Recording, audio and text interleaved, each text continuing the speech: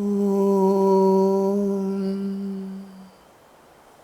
Tava Kathamritam Tapta Jivanam Kavibhiriditam Kalmashapaham Shravanamangalam Srimadaatatam Bhuvi Grananti Bhurida Janaha Bhuvi Grananti Bhurida Janaha.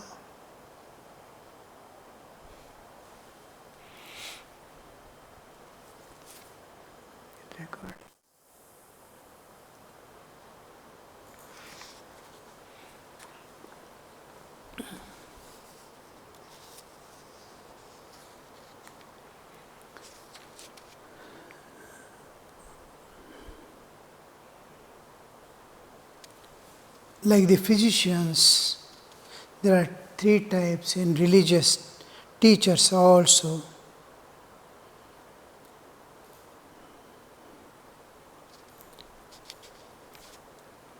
Like the physicians, there are three types of religious teachers. The inferior teacher only gives the instruction to the disciples but makes no inquiries about their progress. The mediocre teacher, for the good of the student, makes repeated efforts to bring the instruction home to him, begs him to assimilate it, and shows love in many other ways. But there is a type of teacher who goes to the length of using force when he finds a student persistently unyielding. I call him the best teacher. Maybe it is painful to the student, but whole of his future life is dependent on what is he going to learn now and make his own. So the teacher enforces, come here. Now today I will not leave you to go back to the school now, to the home now. You have to be in school. After the school hours, he will make him sit and make him study in his presence. That these relationships are slowly vanishing now with modernity. Man has made himself unnecessarily busy, and where it could have been avoided,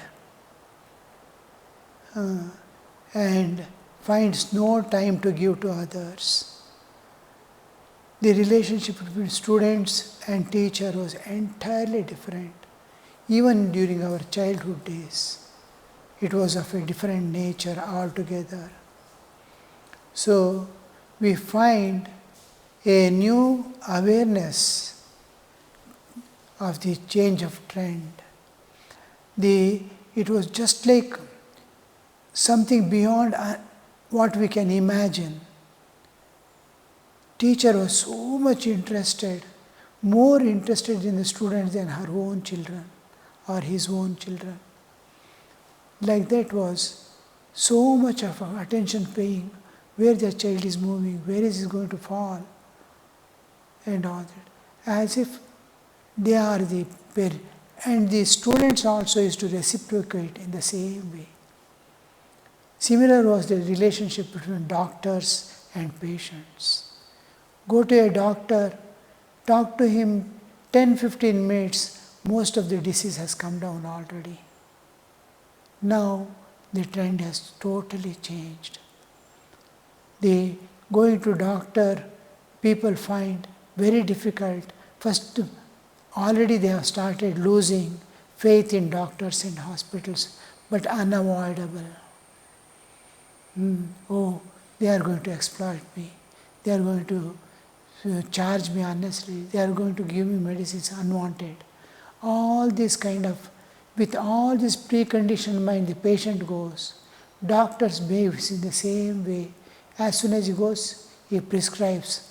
This is to be done. This test to be done. All these tests, he is going to treat not the patient, but the reports of the tests. So that relationship has gone. Here also it's gone. Now who will enforce? So there are still who are deeply interested in the welfare of the students, teachers. Even in spiritual world, the Guru-Shishya Sambandha is slowly becoming a different type it is taking. When I was in college in 1960s, 70s, one teacher was there. Everyone used to love and respect Professor Srinivasan. Years and years, decades after decades, we still remember him. He is simple person, but how much student respected him and loved him, and he also loved the students. He used to take mathematics, a wide range regarding mathematics, apart from his own subjects.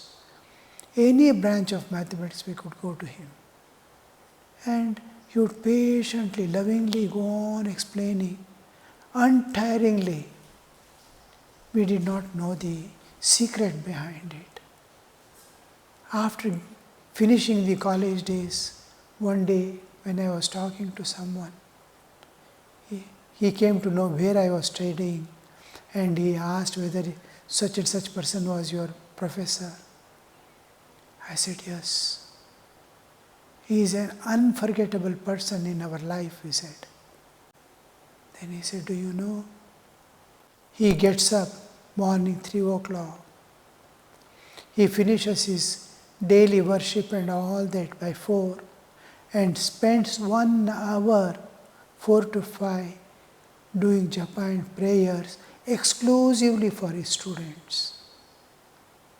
Only with no other intention.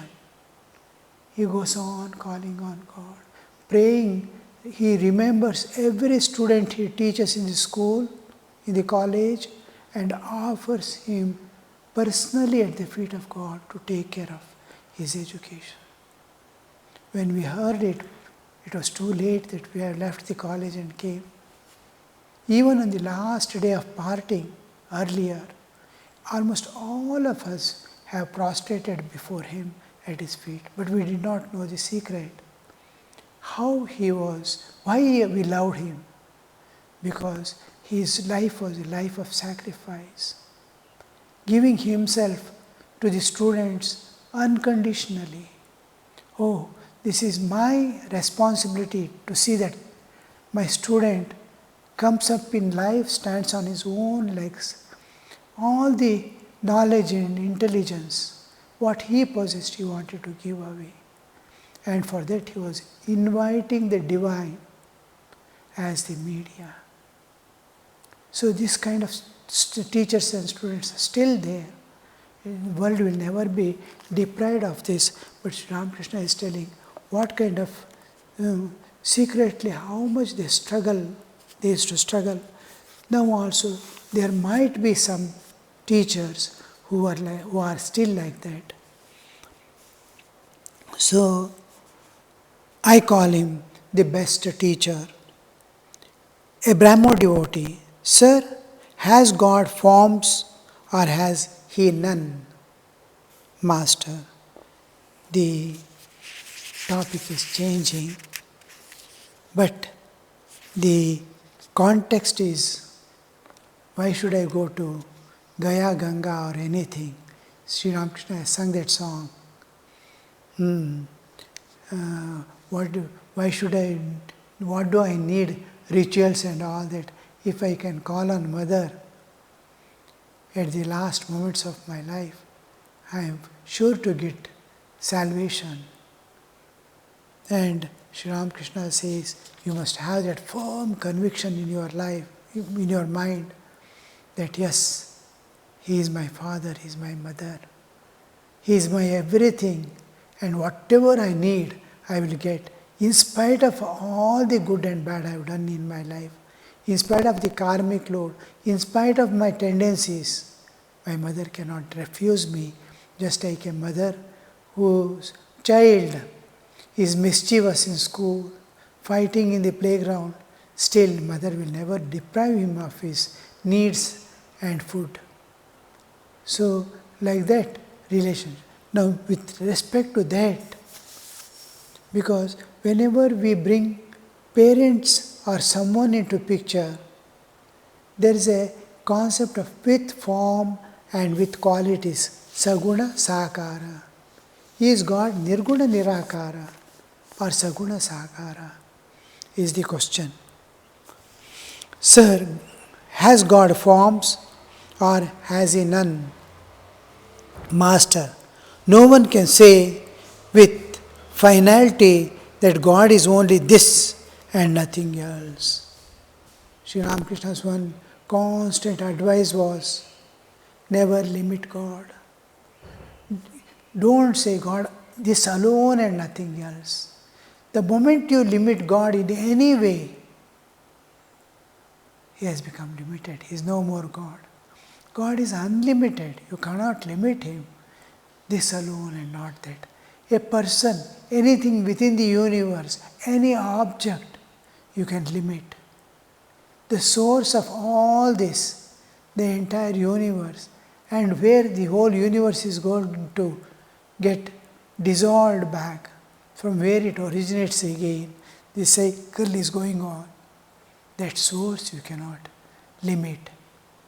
How many varieties, what all things, the whole universe. And millions of universes are appearing and disappearing in that absolute existence. And you cannot limit it. The unmanifest can become manifest, or manifest can be unmanifest. No one can say with finality that God is this and nothing else. He is formless, again he has forms. For the bhakta, he assumes forms, but he is formless for jnani. That is, for him who looks on the world as mere dream, the bhakta feels that he is the only entity and the world another. Bhakta feels that he is one entity and the world is another. Therefore, God reveals himself to him in person. But Jnani, the Vedantist, for instance, always reasons, applies the process of not this, through discrimination. He realizes by his inner perception that the ego and universe both are illusory like a dream. Then the Jnani realizes Brahman. In his own consciousness, he cannot describe what Brahman is. So, God is, in one aspect of his existence, appears as the formless, qualityless, attributeless entity. In another aspect, the same thing is appearing as with form, with limitations, with attributes, with qualities, saguna, sakara, nirguna, nirakara, and in forms also, varieties of forms. He is not limited by form, he can take any form at any time. There is no limitation. So, God, just like now, what I talk to you people, now I am on the line, I am speaking. Now, my speaking is saguna, nirguna. Is it with qualities or without qualities? Is it limited or unlimited? Now, I am speaking, I am exposing myself, and the camera is catching me, my voice is caught. The saguna sakara, the manifested, it is audible, it has qualities. All this is caught, the form is caught and converted into another formless aspect.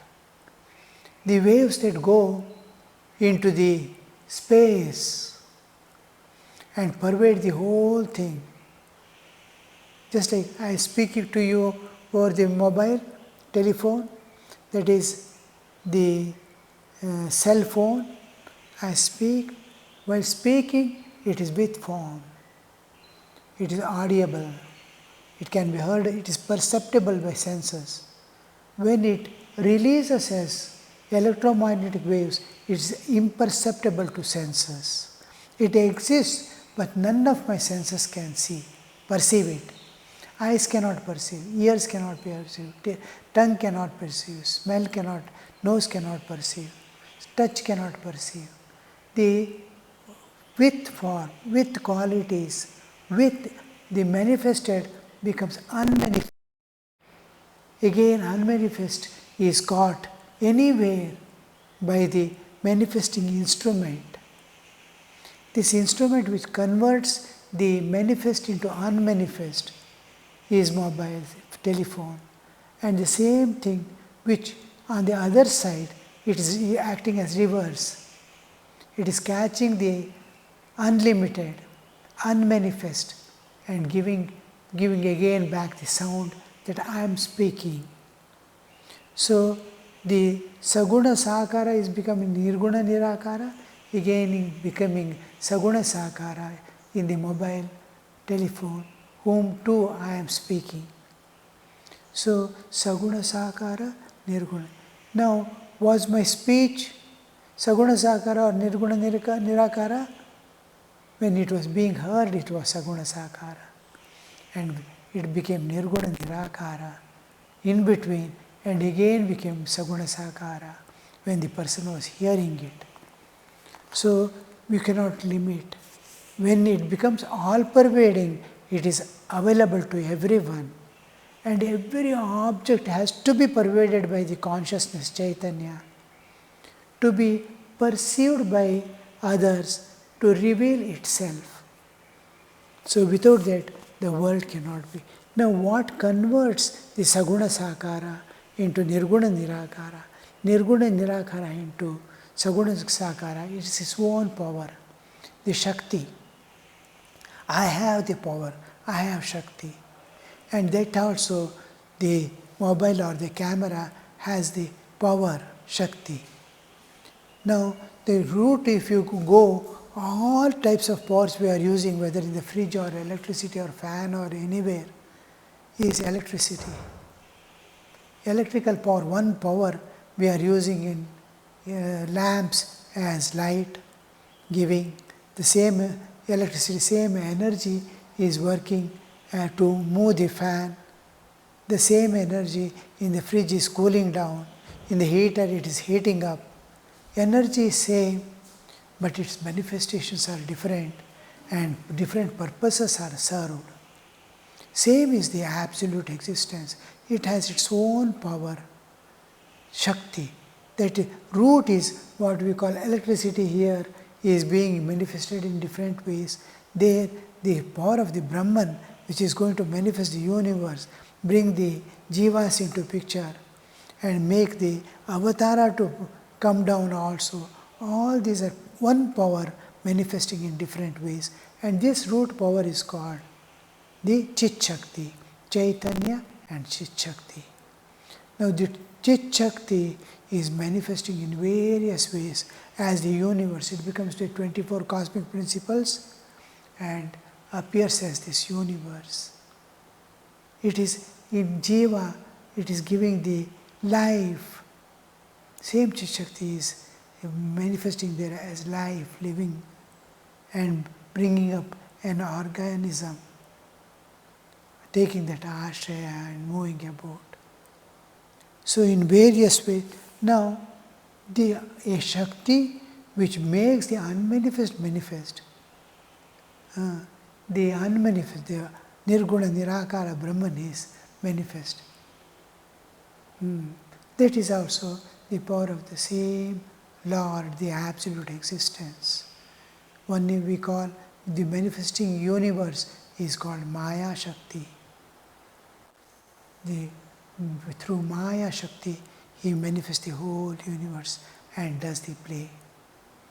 And his own power he takes recourse to appear in human form in the universe as avatara, incarnation of God.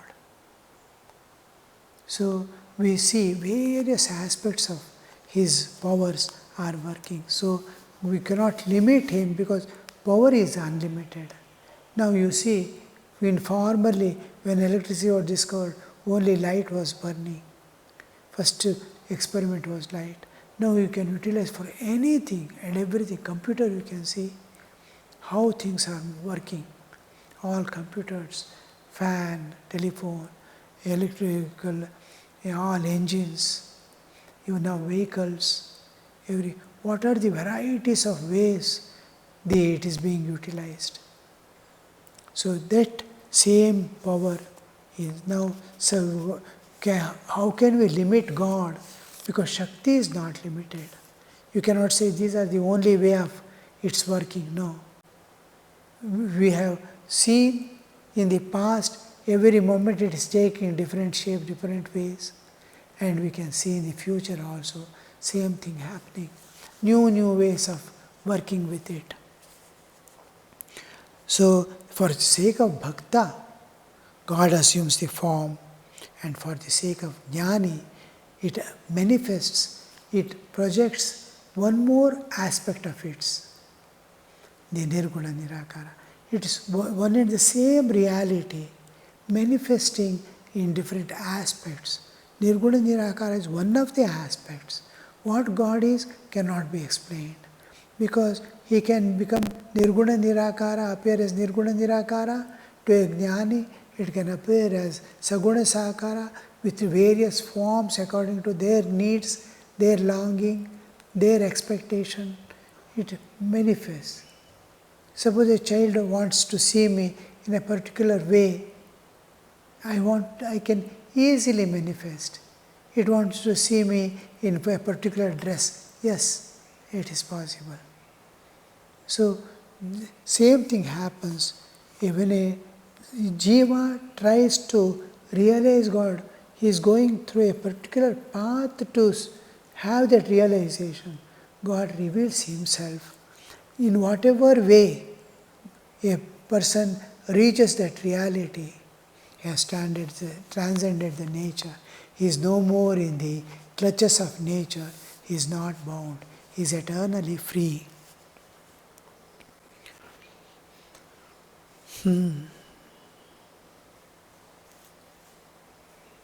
Through his discrimination, he realizes by his inner perception. The external perception is mind and senses. Through external perception, he gets the visions of God. He perceives the form. Through the inner vision, the jnani, inner perception that the ego and universe are both illusory,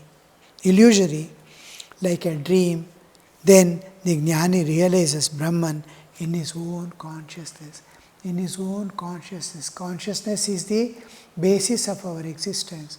First, bodily existence, behind is the energy pranas, and beyond that is the senses, beyond that is mind, beyond that is intellect. All this belong to Prakriti, nature. Heart is the manifestation of the Atman, and beyond that is the Prajna, the place which is neither belongs to Prakriti nor of the Chaitanya. It is in between space. Prajna, beyond that is the Atman, the pure consciousness. In this consciousness, in the Chidakasha, he gets the vision of God. In the same Chidakasha, we expand, we pervade, we extend to go beyond the Chidakasha to the real Chitta, Shuddha Chaitanya. There we experience, as we move from Chidakasha inward, we start experiencing limitless, unlimited, unchanging, eternal reality, the ocean of bliss, peace, love, absolute, unchanging reality. So he experiences in his own consciousness. He cannot he cannot be cannot describe what Brahman is. The one who experiences here, one who experiences Brahman, he experiences because he is experiencing with inner awareness, inner within himself. Inner is an inner perception. Inner perception, the moment you say inner perception, it is unrelated to Prakriti. The Chaitanya is experiencing Chaitanya itself like that. Atmana Atmani. Atmanam Pashyati. By the self is realized by the self within the self. So here the beyond the Prakriti is perceiving the reality. Therefore, what is Brahman cannot be described because the seer and seen was this one and the same object. And when the world never existed, and who has seen, who has experienced cannot be known. Do you know what I mean? Think of Brahman, the existence, bliss, knowledge, absolute, as shoreless ocean. First limitation itself is such a thing, shoreless ocean. Can you imagine a ocean which doesn't have a shore at all? Space, extend the space into infinity. Then also infinity tries to limit. Somewhere it is ending. No, there is no end at all. Such a ocean which has no end. Because it is beyond space and time. Everything is within space and time. Whatever we can think, whatever we cannot think, is beyond space and time. What is beyond space and time, we cannot think what it is. Through the cooling influence, anyway, you can understand what is ocean, we can understand what is ocean and what is shoreless. Through the cooling influence, as it were, the bhakta's love, the water has frozen at places into blocks of ice. Through the cooling influence, as it were, of the bhakta's love, the water has frozen. It is an ocean of water. Wherever you go, water and water alone, there is nothing else other than that. In that, some places, a perception by a jiva, it wants to experience as a solid material, concrete object. So his love is making that possible to get frozen and manifest itself as an object that can be perceived, touched, felt and communicated with. Om Shanti Shanti Shanti Harihi Om Tat Sat Shri Ramakrishna Arpanamastu.